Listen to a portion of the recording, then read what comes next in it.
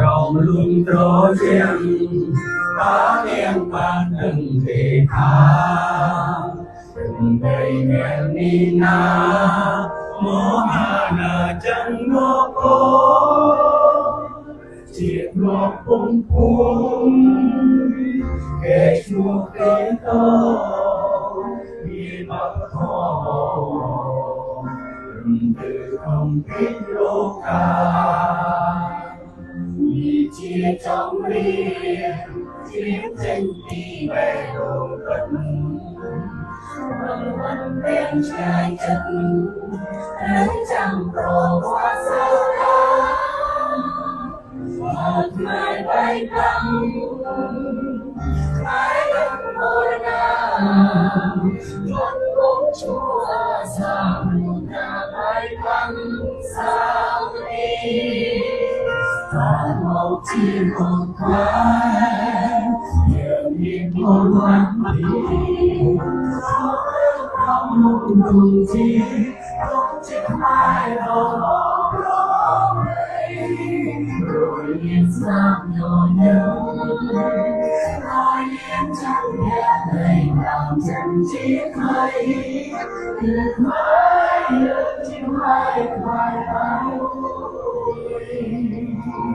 đường đêm xa thai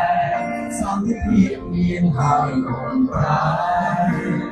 giảm nỗi nhầm đôi vai đám tân ruột không áo đá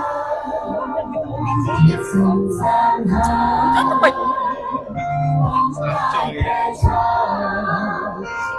có chiếc mây thoại xa chiếc mây không một chiếc hồn mai nhiều niềm mơ lắng thì nhưng mà như là cái bán cho cùng chiếc mai thơ lòng rồi yên sang nhỏ nhắn rồi yên chân đẹp đầy làm chân chiếc mây được mãi nhớ chim mai phải thay vui mùa hạ lại chẳng còn trái sao mà đã mất hai được tổ yêu niềm đã xa mọi chuyện không được gặp lại không biết chỉ là chỉ còn thấy về sai lấy thở nhưng để chia sẻ không phải sao ngày đêm biết sao đi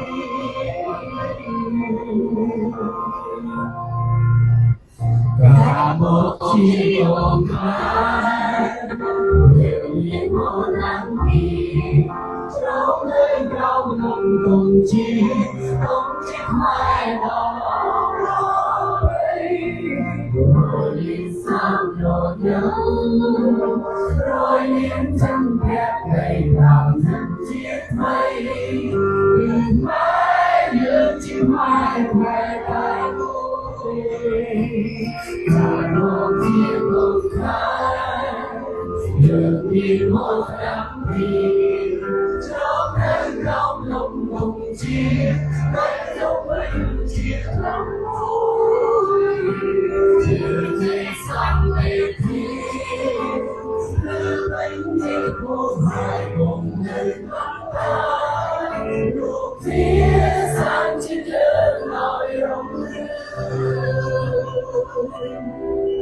luộc phía sang chiếc lớn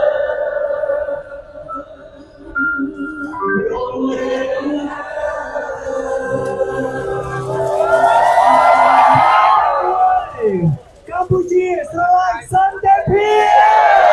Sambal Pir, Campuchia, Campuchia,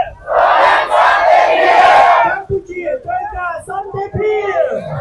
Campuchia, Campuchia.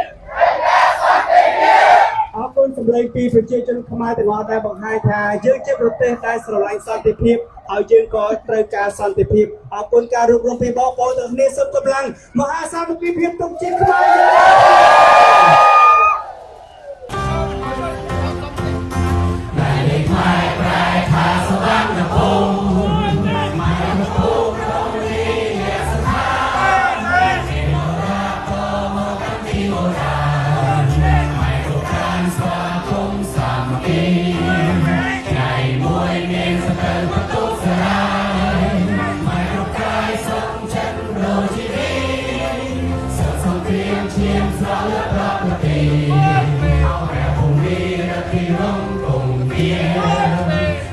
ជាឯករាជ្យបានភាពពីទុំខ្មែរបានសុំទាំងអង្គក្នុងអាត្មាសូមទេវតាឲ្យពរសរសើរទូការព្រះមហាក្សត្រយើងទ្រង់គ្រងផែនដី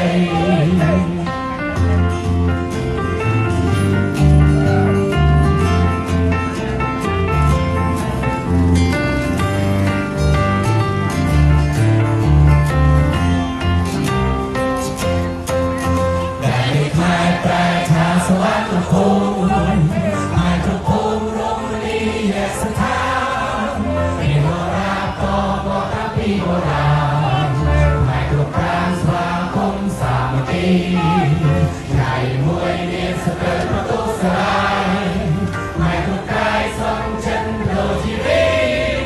សត្វសំគ្រាមឈៀបស្រក់លើប្រកទីអស់ព្រះភូមិរទ្ធីរួមគង់ជាកម្ពុជាឯករាជ្យបានភាពពីទុំខ្មែរបានសុំទាំងអង្គគ្រប់អាត្មាសូមទេវតាឲ្យខុសសាសាទូការព្រះមហាក្សត្រយើងទ្រង់គ្រងផែនដី